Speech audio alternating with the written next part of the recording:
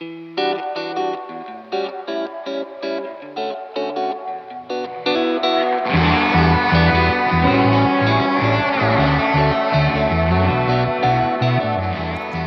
friends. Welcome to Bar of the Conference. I'm your host, Derek Scott III. I had the privilege of speaking with the Reverend Dr. Lydia E. Muñoz, an ordained elder in the Eastern Pennsylvania Annual Conference and the executive director of the National Plan for Hispanic Latino Ministry in the United Methodist Church. Lydia has the ability to speak prophetically as an activist, but it's her capacity for welcoming the complexities of our personal and communal experiences that make her insights so expansive. In this episode, she gracefully points to the ways we have misunderstood the Hispanic and Latino communities. And through that, she powerfully calls us to hope and God's grace as we move towards the future of the UMC. I feel like I know my church better because of this interview, and I think you'll appreciate it as much as I did. So grab that notebook, that choice beverage, and let's learn from the Reverend Dr. Lydia Muñoz.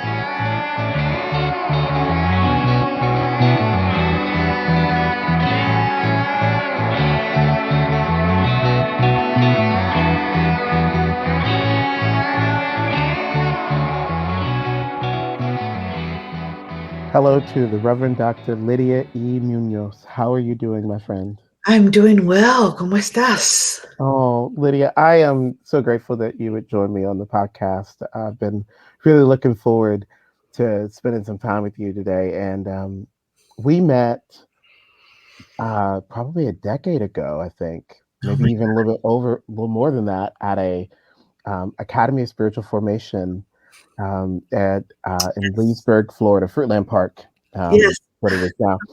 And that particular academy was special because it was, I think, the first bilingual academy where some sessions were in English, but some sessions were in Spanish. Yes. And it was a really special space for me, just to be in that kind of multilingual environment.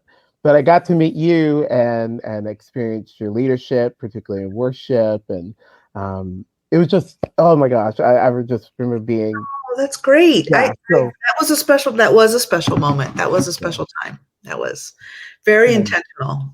So it was, and so much has happened in a decade. But I would love to know a little bit of your story. And I know there's just so much we could talk about, but I'd love to know a little bit of the story of how you became a United Methodist Christian. We can just go from there. Just what are sort of the on-ramps that get us to the great Reverend Dr. Lydia Muñoz? Sure. My pleasure. It's great to be here with you. So my story starts in Lancaster, Pennsylvania. So my parents were from New York, Puerto Ricans that moved to New York. We, the original In the Heights folk. And my three sisters, I have three sisters that were born in New York City, so they're New Yorkers. And then my brother and I were born in Lancaster, Pennsylvania. So we're Dutch-Ricans. They're New Yorkers, we're Dutch-Ricans. Come on, yeah. So my parents were always involved in church, always in leadership. My dad was the church musician, kind of self-taught in one of the largest Pentecostal, Hispanic, mainly Puerto Rican churches in the Northeast. This was a 2,000 plus member church that was very instrumental in the life of the city of Lancaster.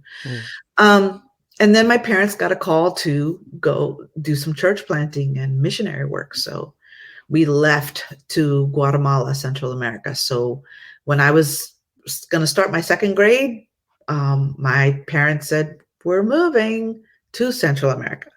So we literally packed up a van and drove from Lancaster, Pennsylvania to Guatemala City. It was amazing. Mm. Yeah. And so I grew up in a tradition of, the Sons of God. And also we would come back from Central America and come back to, on rests and whatever in Pennsylvania and visit my older sisters, which there's like a 10-year gap between us. And who had stayed behind. Just my brother and I had gone. So we would come back, and one of my sisters started dating the church musician at the local Kojic church, the Church of God. Right. So we've got Pentecostal, other Pentecostal expressions. It's a very charismatic community. Yeah. So, long story short, when I decided to go back, when I decided to go to college, one of the colleges that I wanted to explore was Penn State. So it kind of brought me back full circle back to Pennsylvania. After traveling Central America and then living in California, I graduated from high school in California because my dad was planting churches.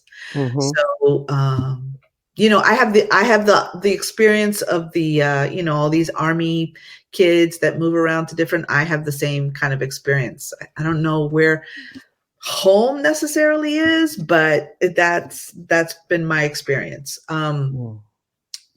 During college, I was already having some existential questions about the theology that I was raised in and my lived experience. They were clashing, right?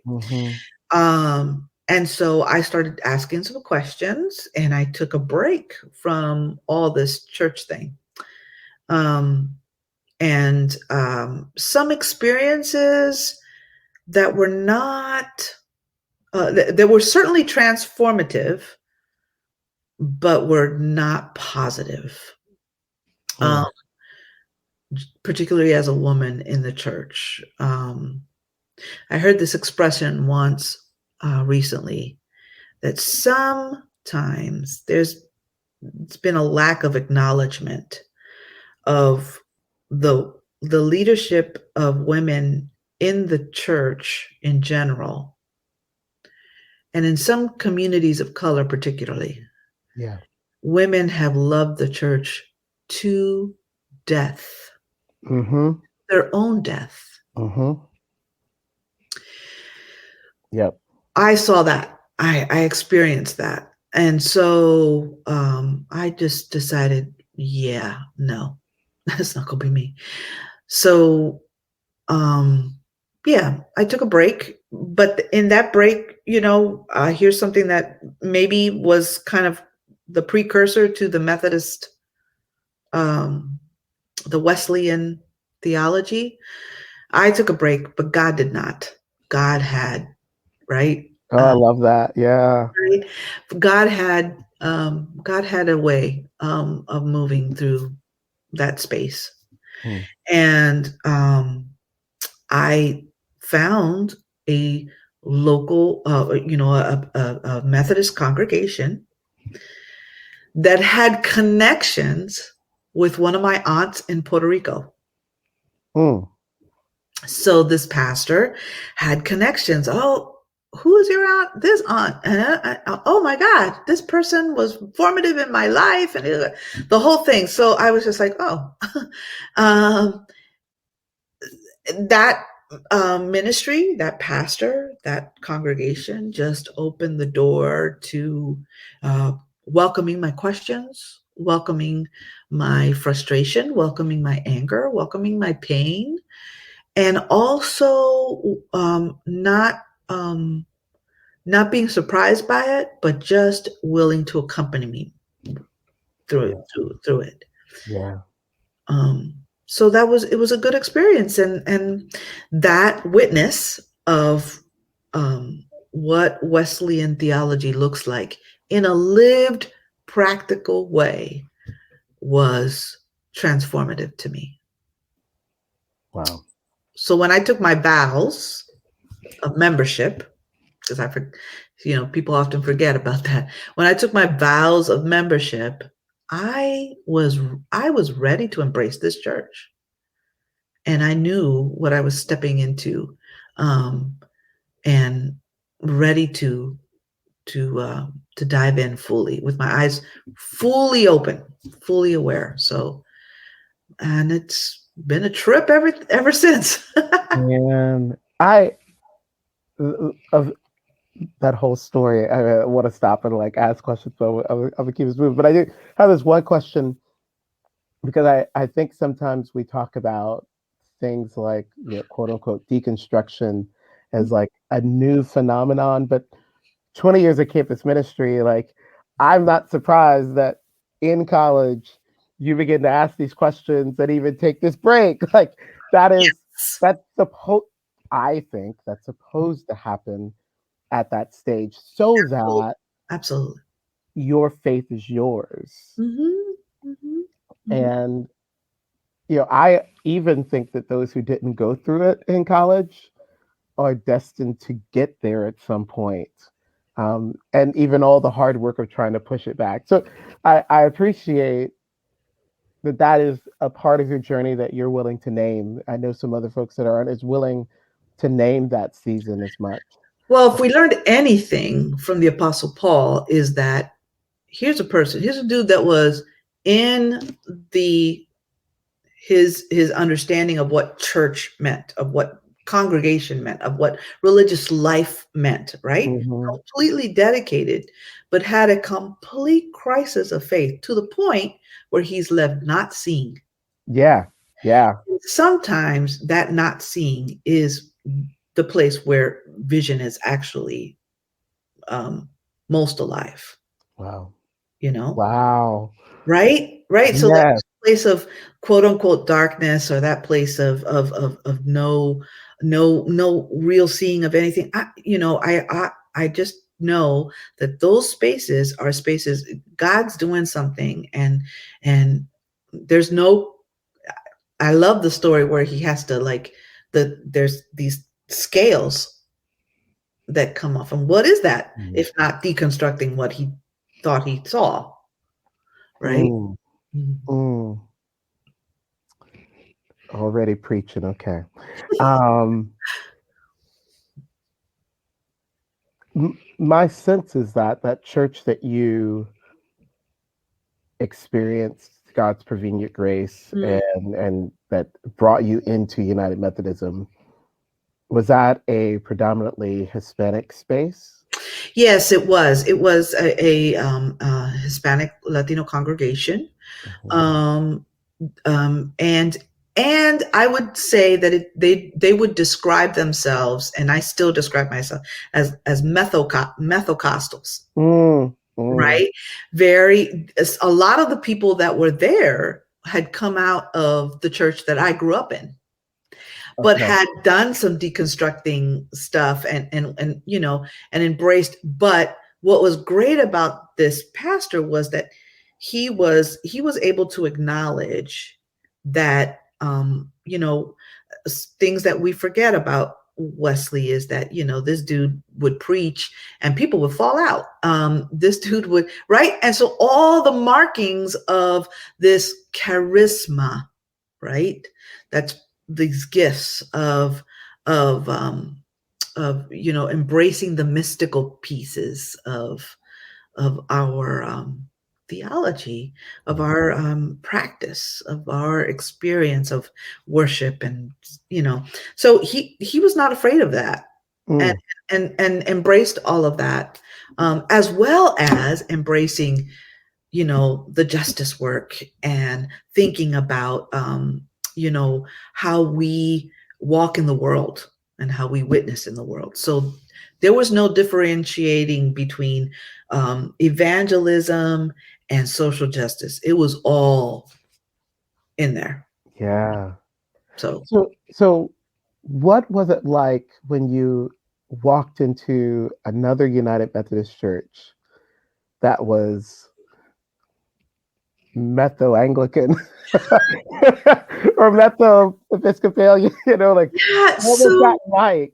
So Same I guess, denomination. one of the things that, again, like I said, leadership is everything, right? So this pastor, and I should say, that his name, so that we're not trying to figure out who the mystery person is. He's still alive, Reverend Dr. Irving Cotto, and he's retired now living in Texas. But one of the things that he had was this healthy appreciation of the Order of St. Luke. And everything that had to deal with the Eucharist, sacrament, liturgy. And he shared that with the congregation. I mean, he put together, his bulletins were textbooks, right? The spiritual practices, all of those things. And so he taught us to learn the spiritual disciplines, the means of grace, the ways that we connect. So, actually, he was the person that was in charge of worship at the academy that we shared. And so he already had that's part of his DNA, right? Yeah. So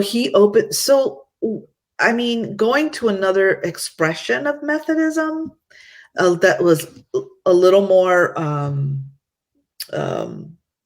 traditional in that sense, was not as shocking for me as everybody thinks. Now, I think what became shocking was when the more you delve into it and the more you take leadership, like serving in cross-racial, cross-cultural congregations as a pastor or as a student, and hearing things like, there's low worship and then there's high worship. And I'm like, what is that a code for? What we do is low worship. Ooh. So unpacking those things, right? And what we mean by that, or that was more of a shock than actually however people engage with the divine, if that's in quiet reflection or organ music or looking at stained glass windows and whatever you do to engage, that is completely legitimate, and it's as spiritual as someone who engages the divine by listening to a Tupac record. I mean, that's real. It is as real as someone engaging a song to the point where you have no choice but to fall on your knees and cry. That's the only response. So all of these ways, I mean, all of these ways are ways of engaging. And so when we begin to differentiate, that's not what we do here, or that's not, that's where we get into trouble, right? Yeah. Yeah. Oh man, I'm so glad I asked that question, because it was it's gonna happen all through this interview. I'm so grateful. So eventually you experience a call to clergy ministry. We're all called to ministry. That's right. We're all called to ministry. But something special happens for you. Can you tell us a little bit about that? Yes, I will. So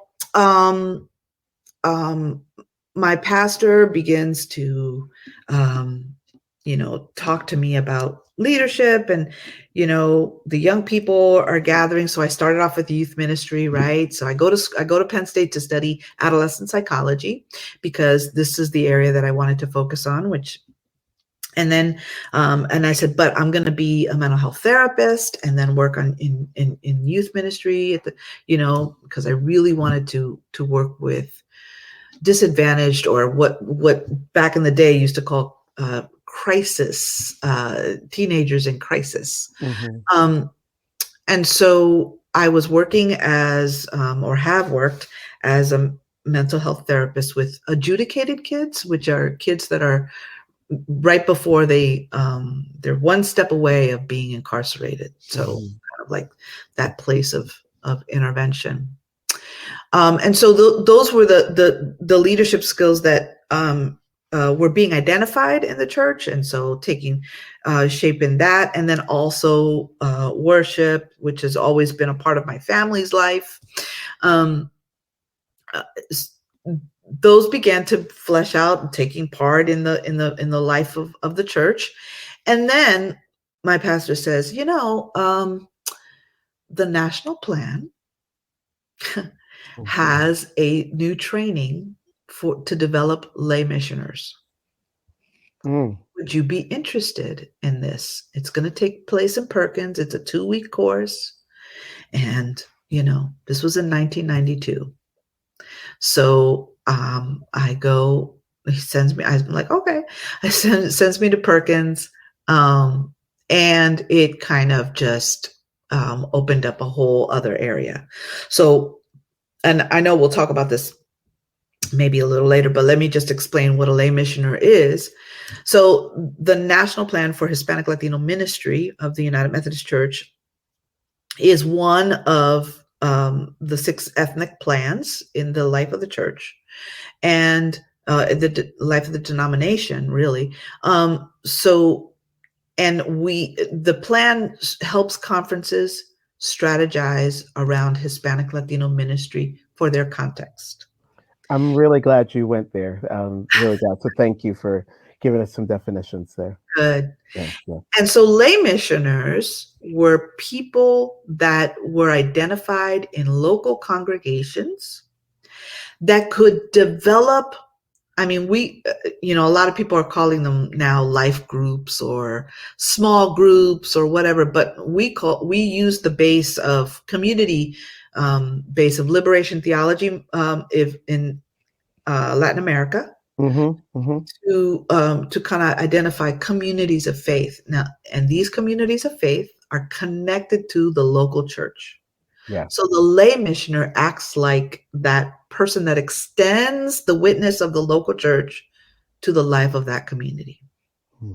So there was a community of new persons, new immigrants at this point, who were coming to a particular place 15 miles away from the local church. And when I came back from that training, the pastor and I, we talked about how we could develop a small group, right? And that kind of opened the door to me considering being called. Now, there were a lot of great things I got from, the Assemblies of God Church. What I never got was the affirmation that a woman could actually be a clergy person. Wow. Right? Yeah. So, I mean, there were some attempts, but I mean, other than my great goal in life, which was probably supposed to be to get married and to teach Sunday school. So, all of which are great things. But if you're not given options or opportunities to make choices with good information, then you're not, then you have to say, I didn't get the complete option or the complete. Yeah. Well, and I think it's interesting just to ping back to something you said earlier about the ways that women love the church even to their death. And I have, you said that, and like 50 women that raised me came to my mind, of which many of them have passed on. Some of them who even passed on literally on their way to church. I mean, like I so that resonated. So to think that women are giving so much of themselves to the life of the church, and yet in some of those same spaces, we don't know how to acknowledge the call. Absolutely. Of women. It's a dissonance that is really difficult to hear. I hear it as a male. I can't imagine what it's like to hear that as a woman. Well, and in some of these, so I'm so grateful for movements like BLM and others that feature that are very clear on who that leadership came from, because that has not been the case in other social justice movements, right? Where we know women carry the real weight and and putting their lives, putting their bodies, right, on the line. And so yeah, I didn't realize that until I was given this option of you could be in ministry. And then at that point, I met who is now the current president of Marcha, and I can talk to you about Marcha, Reverend Lisette Perez. And I met Reverend Yolanda Pupo Ortiz, she worked in G-Corps. And both of these women just kind of, just opened doors, right, for me to explore. I'm very grateful for Lisette because she not only opened doors, she literally, come on, and pushed, said, you can do this. Because we shared similar experiences of coming from the Pentecostal church and living into that. So, that began the journey of exploring call and all of those things. So, yeah. So you've served congregations in multiple annual conferences. Yes. Well, back up, you went to Wesley in DC. Yes. And ordained in the Eastern Pennsylvania Conference, right? Pennsylvania Conference, and have served. Yeah, I know you served down here in Florida. Yes, I think Susquehanna. Yes. I served in Baltimore, Washington. And we're gonna fast forward, though I'm sure we'll pick up narratives on the way back through, but you're doing something really special right now of serving, as you've already talked to us about, the national plan for Hispanic and Latino ministries.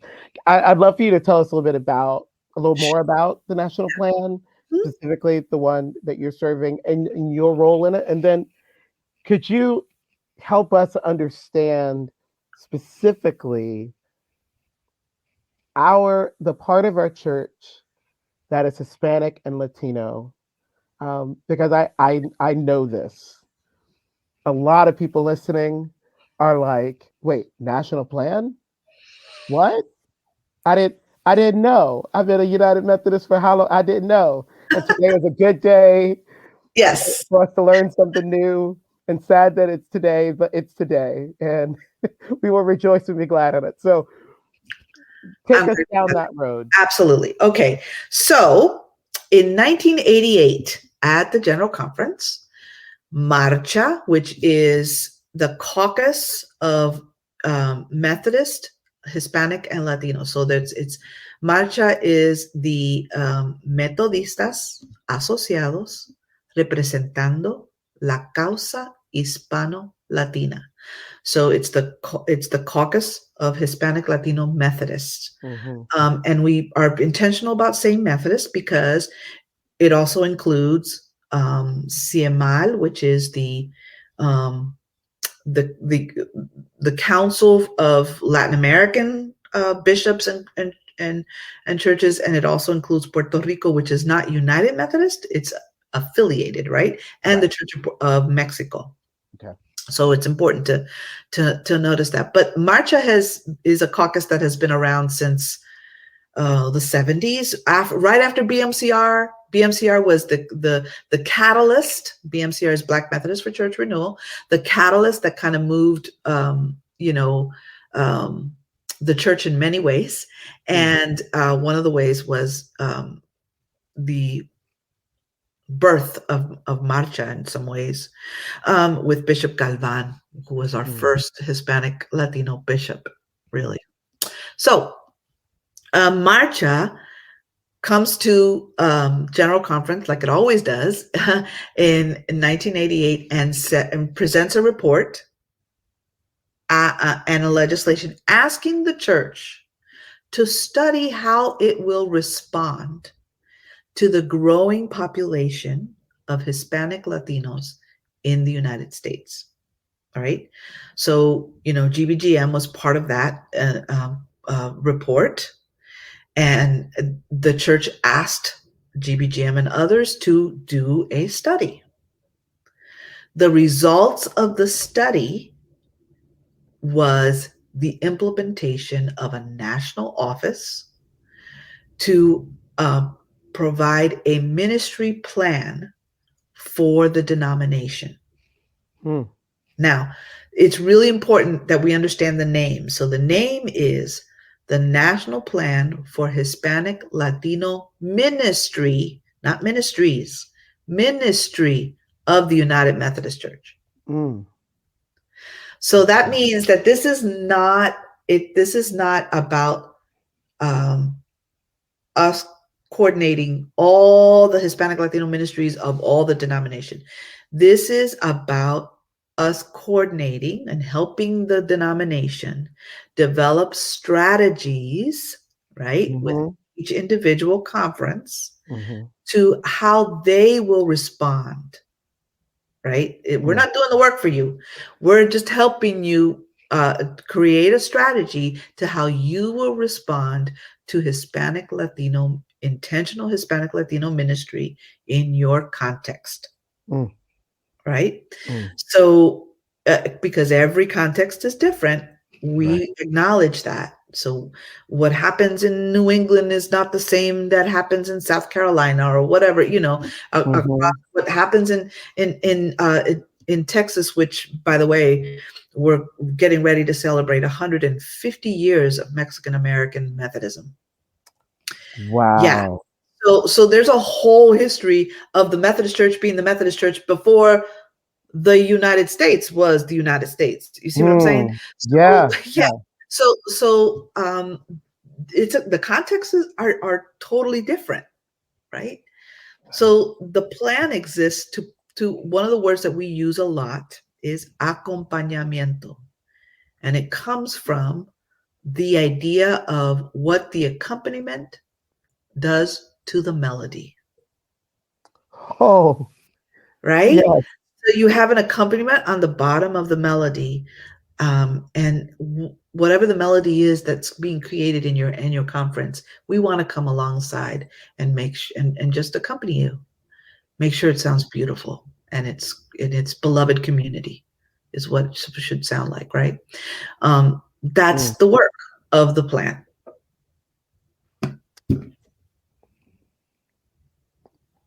I'm just processing that one. Like that is beautiful. What do we need to know? What is it clear to you that we as United Methodists in the US don't know? We clearly don't know some things. What is it that we don't know? So one, the narrative that the US Census has set up for us is incorrect. So the US Census usually has 4 or 5 boxes for you to identify yourself, right?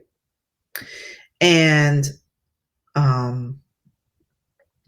it generally lumps in all Hispanics into one group. And sometimes it does not, oftentimes it does not acknowledge that by virtue of the reality of the story of migration and immigration,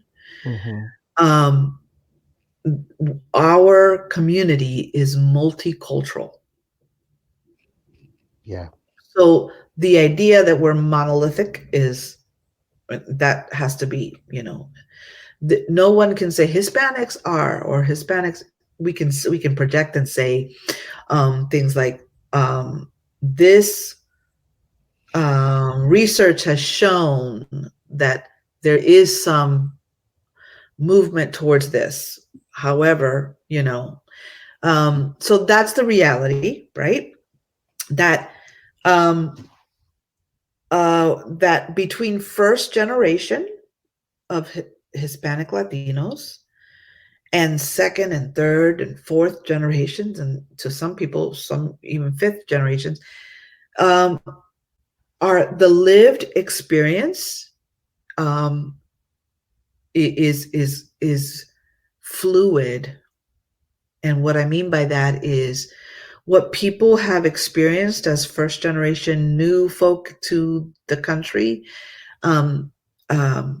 may have some similarities, but the reality that we've got, DACA students, that we've got people like me who are bilingual, bicultural, right? And DACA students also would identify that way as,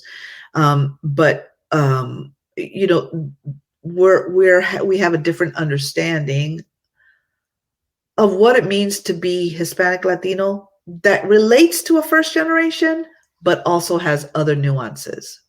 Yeah. So I don't know if you heard the term 200 percenters. That's something that I've recently had some study in. And 200 percenters are Latinos who identify 100% as Hispanic Latino and 100% as U.S. folk. So I'm American, right? So that reality is a different reality than maybe other communities, right? The beauty of it is that we kind of all kind of share the same space, and sometimes the same struggle, right? Family is always important. Those values of community and spirituality, however it's expressed, is also very important. So yeah, this is fascinating to me, and in part, I have, living in Florida specifically, I have Puerto Ricans that I grew up with. My best friend is Cuban.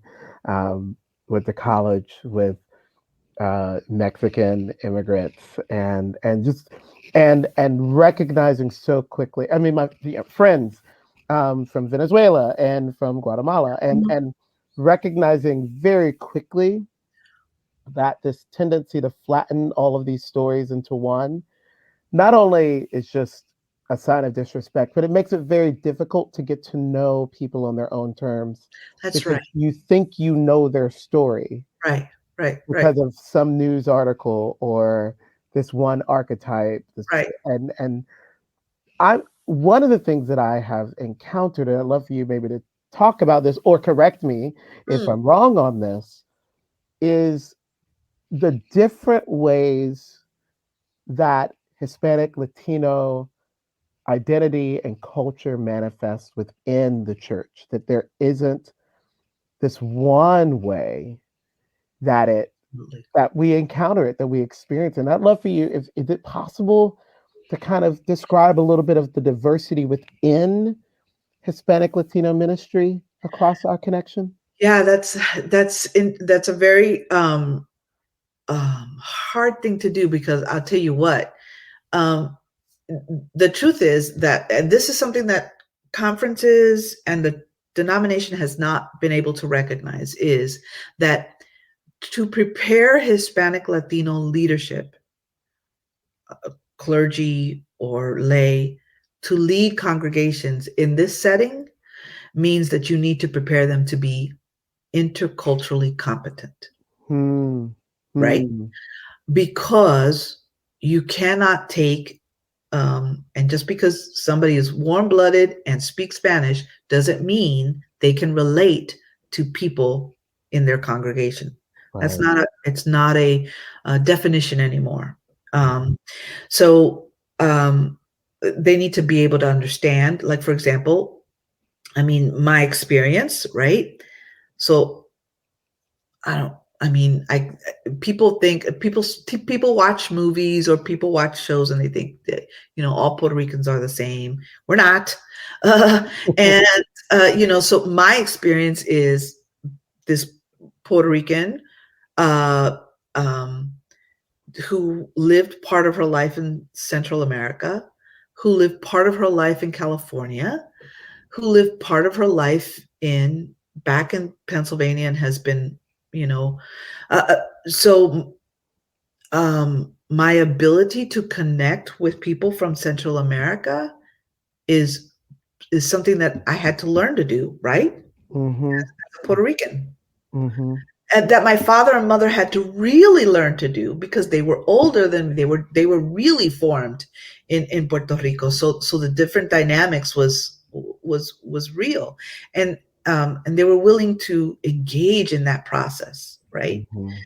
Of then moving to California and the reality of the long tradition of Latino resistance, right? And really connecting with, I mean, I was one of 3 Puerto Ricans in my school. Everybody else was either Mexican, Samoan, African American, and some white people sprinkled in. So this was the but not everybody has that exposure, Right. And so it's a pastor, from Latin America would have to understand and be taught, interculturally taught how to pastor a group of Cubans, right? Or how to likewise Cuban pastor. So already it's already built. When we say Latino ministry in the U.S., we're already talking about people who are doing intercultural competency stuff on their own. They're learning this on the fly. They have to. Yeah. Right? They have to. I love that we have all these conversations about. I was talking to somebody else, actually a Cuban colleague of mine, about Spiritual Academy.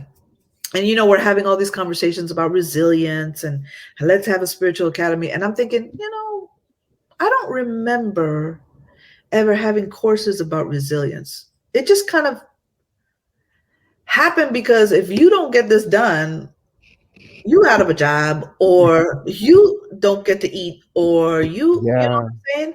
Yeah. So there's a lot of people that are serving us food, that are cleaning our houses, that are may not be what we call, in leadership, but they've got some intercultural skills like you would not believe.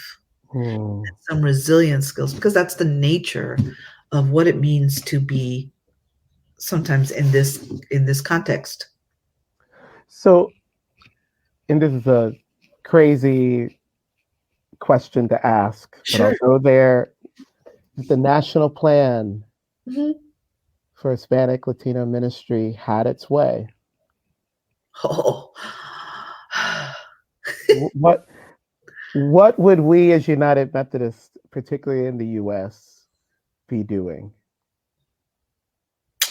So I want to say that the national plan recognizes and the words of Father Richard Rohr, the exquisite mutuality, right, that we share with all our ethnic plans and the work of the General Commission on Religion and Race. And we should name the ethnic plans. So it's the Strengthening the Black Church for the 21st Century. It's the Asian American Language Ministry Plan, the Native American Comprehensive Plan, the Pacific Islander Plan, the Korean Ministry Plan, and the am I skipping one? No, I think that's it. I think that's it. Yeah. The last one is It's a caucus. Latino Ministry. Caucus. It's Yeah. well, it's us. Oh yeah. Yes. Yeah. Yeah. Yes. Yeah. So that's it. So what if I had my way at General Conference, I would decenter the conversation, right? From just being a US centered conversation to understanding how these ethnic plans and the work of GCOR, right, are the bridge to connect a global community together, right? Because we already do this. We do this within our context. I mean, we're always in the midst of new people coming right in, and also the reality that 66+% of us are born here, right? So there's these connections, and which means that if we're not connecting with some of our communities of faith outside of the US, right, as relevant and as important and as the place where spiritual formation may even begin, people's first encounter, right?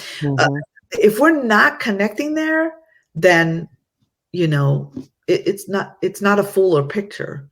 So I wish that the church would center the work of the plans and the work of GCOR. This is to me, this is our spiritual call right now.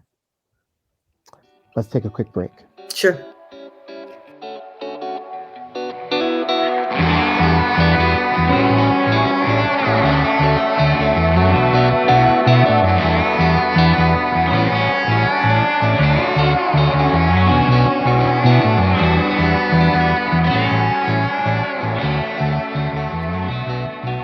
Lydia, you were at the special session in 2019. Yes. Yeah. And it's a story, a moment, an event that I bring up in most of our episodes, because I do believe so much of who the United Methodist Church is today is, and the things that we're going through today is because of what happened in February of 2019. I just can't gloss over it. Absolutely. I am interested, one, in how you felt about the passing of the traditional plan and the way that it happened, but I'm also curious of a Hispanic Latino lens of that as well, recognizing that there's not one story there, but if you could give a little bit of, and I'll say this, so much of our understanding of what happened on the floor of that special session and its aftermath is all through a white lens. And I am hoping to continue to lift up the multiple stories, the multiple impacts of what happened there. So I'm curious, just what might a Hispanic, Latino, United Methodist have said at the passing of the traditional plan, or the multiple stories that might have emerged out of that part of our church? So I think so the first thing I want to say is that I'm grateful for this question, because most of the time, in most of the spaces of the general church, the Hispanic Latino perspective is not asked for. And that's been a narrative for a long time, right? So, and I don't think that's just Hispanic Latino narrative. When I speak to my Black colleagues, I hear the same thing. No, they haven't asked us yet, so we're just going to wait and see, right? Which is sometimes our response as well, because they don't ask. So So you wait and see, right? And then you make a decision.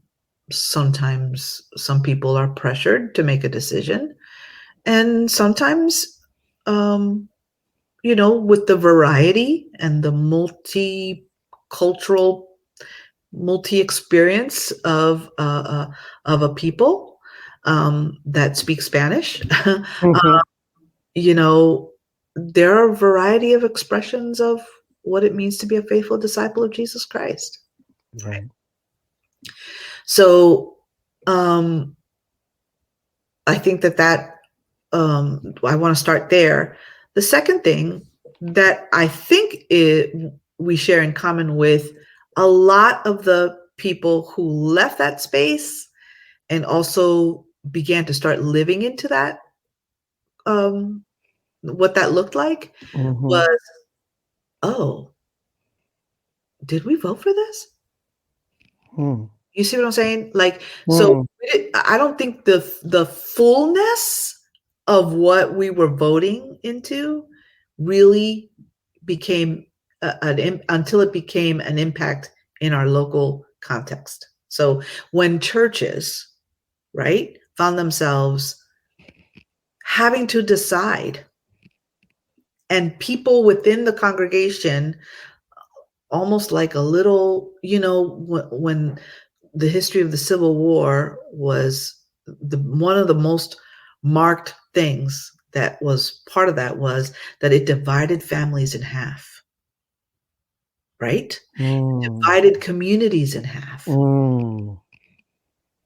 And so in many ways, this decision kind of did the same thing, where congregations were having to do the work of, this is what it means if we go this way. And this is what it means if we stay this way, or this is, on both ways, right? Just this whole complex of reality that this is going to tear us. Wow. And it has. Yeah. My goodness. It has produced that. One of the gifts of, I think, of the community that I serve and that I come from is that, we come from communities that have this notion of what it means to sit around the dinner table, and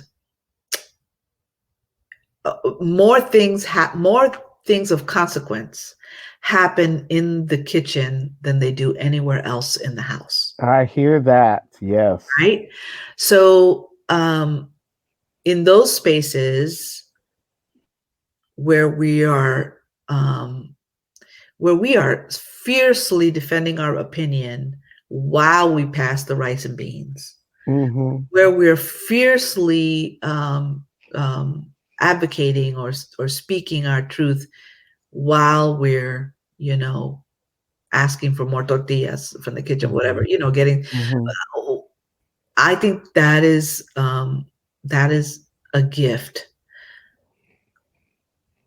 There've been a couple of my friends who have experienced dinner table with me and some of my friends and colleagues and family, and they're like, well, you guys are so loud. I know, it's okay.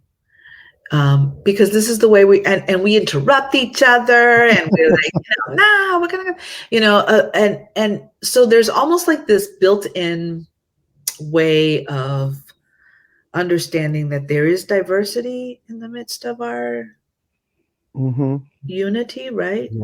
Yeah.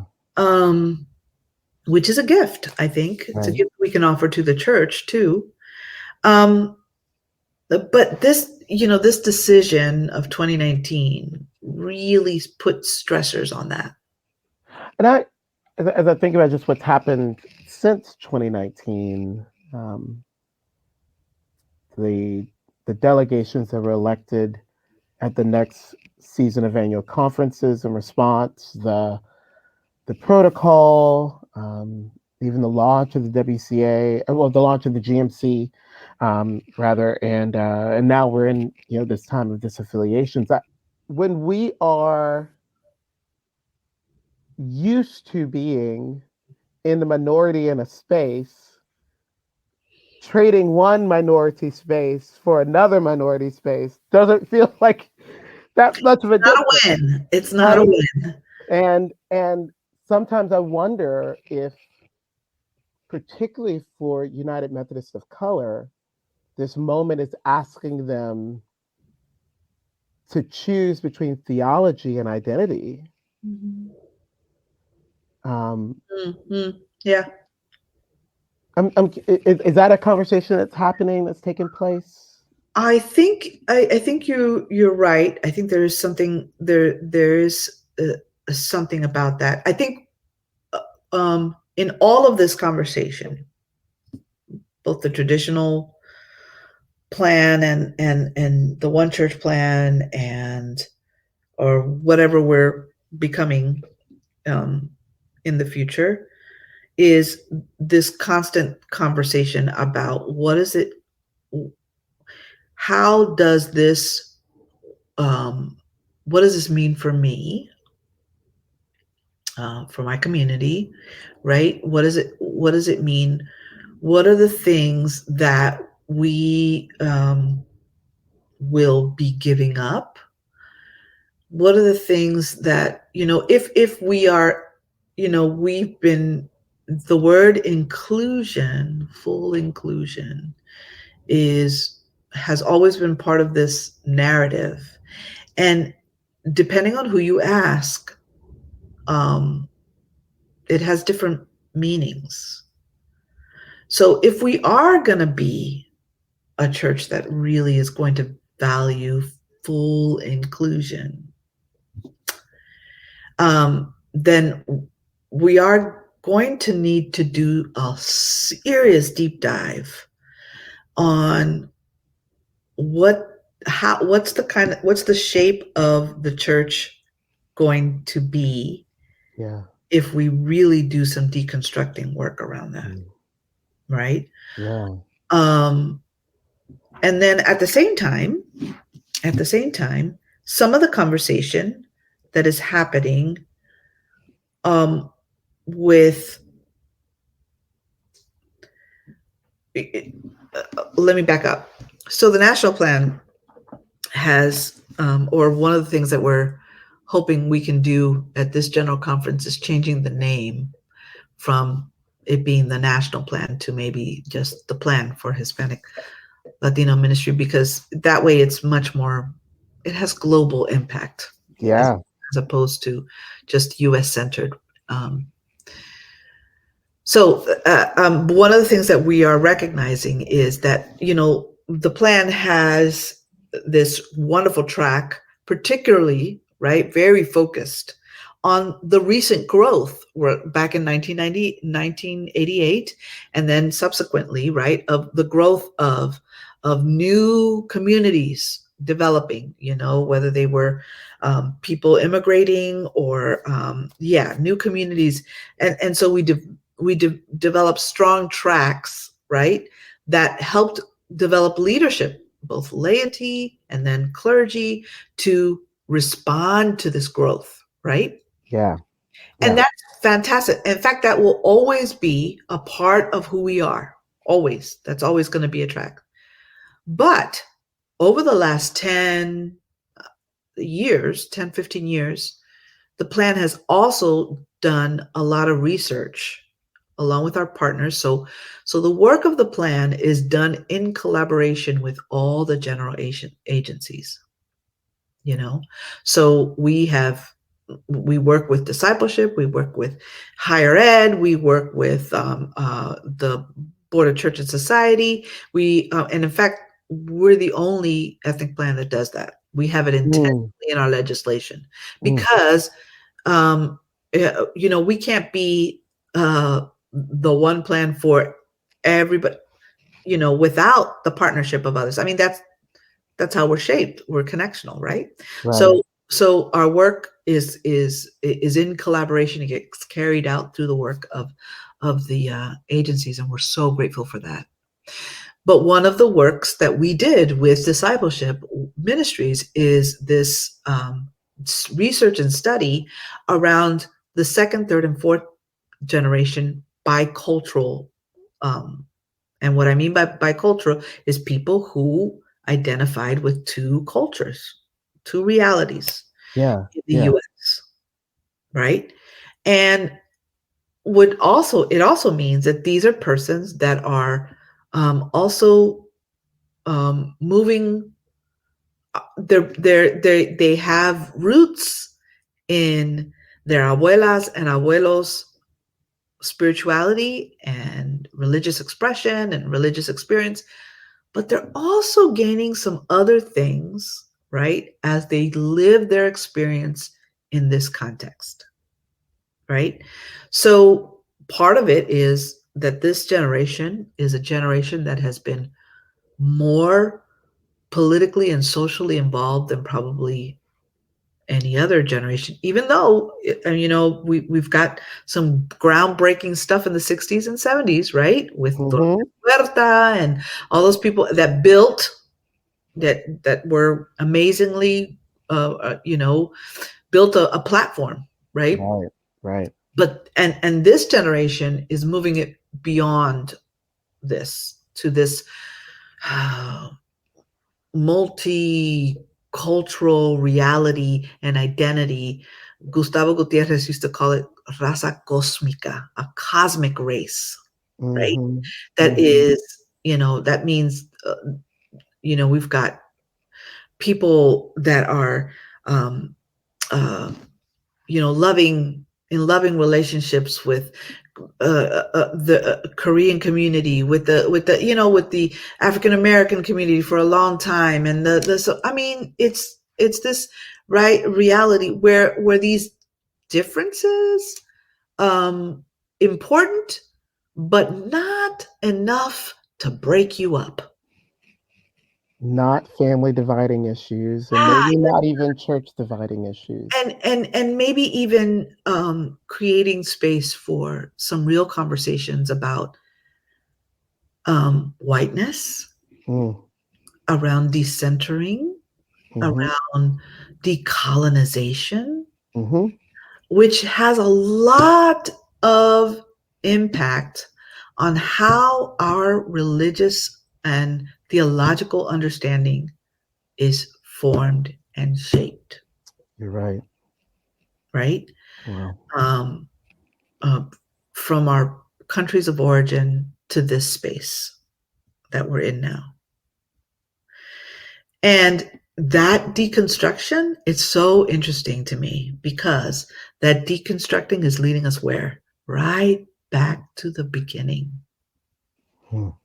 Where we're discovering, so two-spirited folks, they've always existed, right? So in a way, I want to say this, I've said this before in other spaces, and in a way, I wonder if the same struggle that we see our country having with critical race theory is the same struggle the church has with critical church history.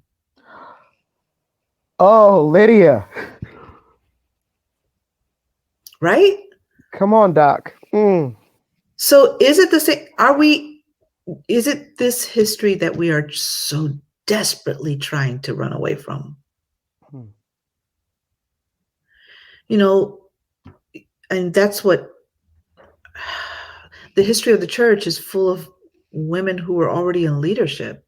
And it wasn't until later that we discovered, oh yeah. And in some spaces, we're still struggling with that, right? So somewhere along the line, this history was blotted out, and dare I use the word whitewashed, and I don't know if this means we need to really think about, in this new iteration of who we are we going to embrace this critical space that we're in? And it doesn't mean that we're about changing people's opinion about whatever, their theological, their consciousness, right? Mm-hmm. We want you to bring all of that. That's legit. What we can't continue to allow is that form of oppression that says, because you believe this way, therefore you will act this way over someone else. Mm-hmm. Mm-hmm. Right. And that's, the proverbial foot on my neck. Yeah. Right. Yeah. We literally have not even gotten into this conversation. I mean, I just listening to you right now, realizing the ways that 2019 and its aftermath for us is not just a reckoning around our theological commitments directed towards human sexuality, but quite possibly our reckonings around our inability to really deal with our histories. Yes. How we bring our histories into our congregations and into the bar of the conference, if I could be so bold as to say. Yes. From your position at the national plan, looking out on United Methodism, is your sense that Hispanic Latinos, by and large, are hanging in there in the midst of this tough season we're in, or are they sort of saying, our cousins left several decades ago. We might be following. What's your sense there, if there is a sense? Yeah. So my experience across the denomination has been, again, the position of power that Hispanic Latino ministry has in the life of the church, or has been allowed to have, which is minimal. So most of our ministries, are not fully chartered congregations. And most of the time, I mean, I could say this with it'd be, I know I have documentation somewhere, but that the amount of elders, Hispanic Latino elders with voting privilege, with the ability to be elected to general conference, both that, and laity that come to annual conference, it's frightfully small, right? So a lot of times our ministries sit within congregations. Unfortunately, that has been the practice where, a congregation that wants to develop or wants to, or at least mentions that, oh, there's a Hispanic community, let's start some ministry here or whatever, or allow the ministry to be, to share the space. Okay, which all is a whole other episode of shared space and how that pulls out all kinds of interesting things from people. Anyways, so they don't. We're not talking about congregations that are necessarily chartered for the most part. Now, there's some conferences that have more chartered congregations, and other conferences have less. In my experience, the conferences or the churches that are, the ministries that are leaving are either leaving because they sit within congregations that are leaving, right? Or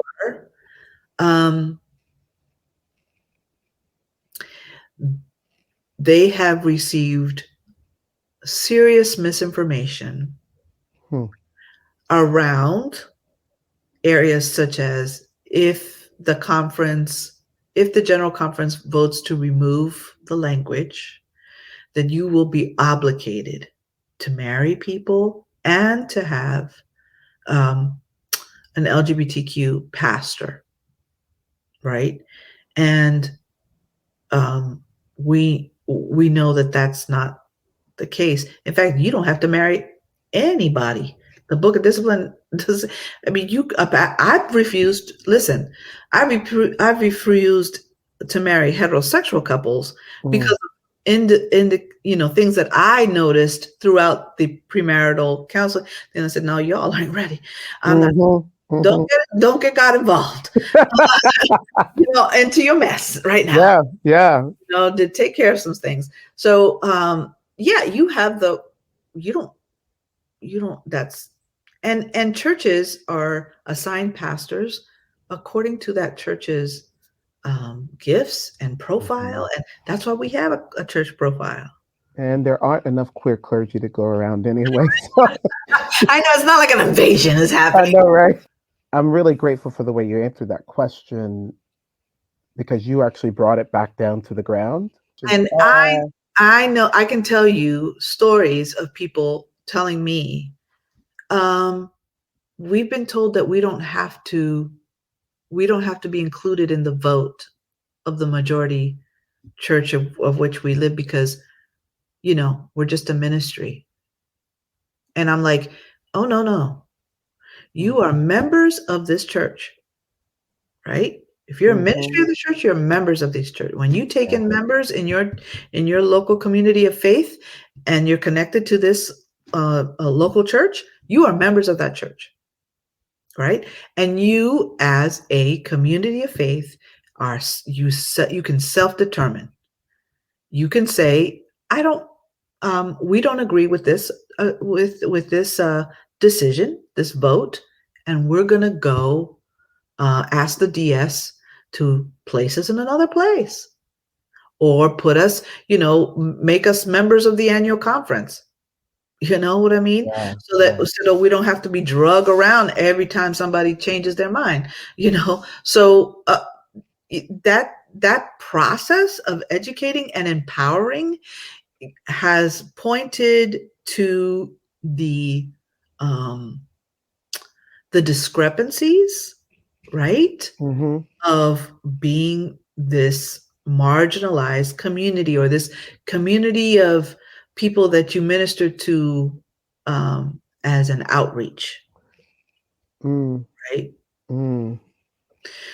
Wow. So that's been really powerful, this moment of, no, you do have power.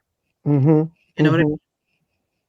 So, Lydia, this has been so good for me personally, and I feel like I understand my church better because of this conversation. I'm wondering if you have hope for the United Methodist Church and what that hope looks like for you.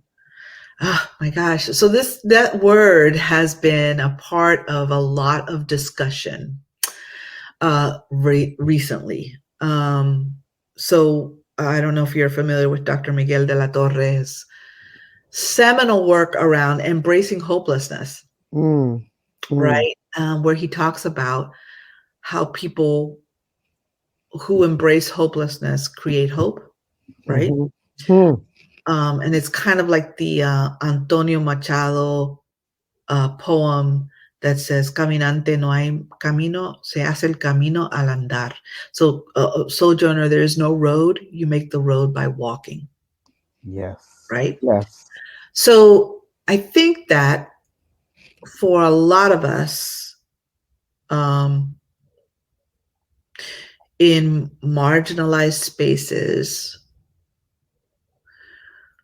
we have learned not to hope for a plan, right? That somehow there's going to be this divine intervention from, I don't know, some body in the larger church or some major, that's not where our hope lies, right?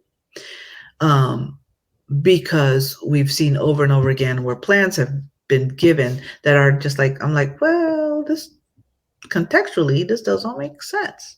So I think where the hope is out of the fact that you've got to, at some point, come to a place where you're hopeless about this space producing something, and you're hopeful in the capacity, the tried and true capacity of your own community producing, right? Horchata out of water and rice, right? Just producing something amazing out of, and I think that is the hallmark of where I see hope, right? That when people talk about, there's now going to be United Methodist deserts. Hello, somebody. There's been United Methodist deserts in communities where they need it the most. There has been white flight happening for a long time, right?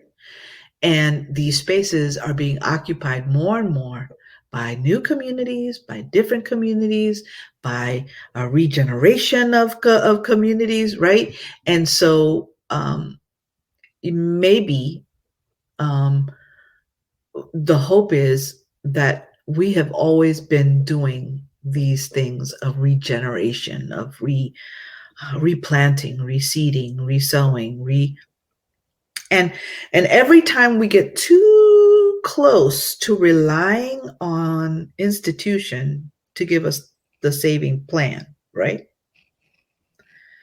We are reminded that, wait a minute, we got to go back to this, what we brought, what we came, what was always a part of us, to create hope as we walk, right?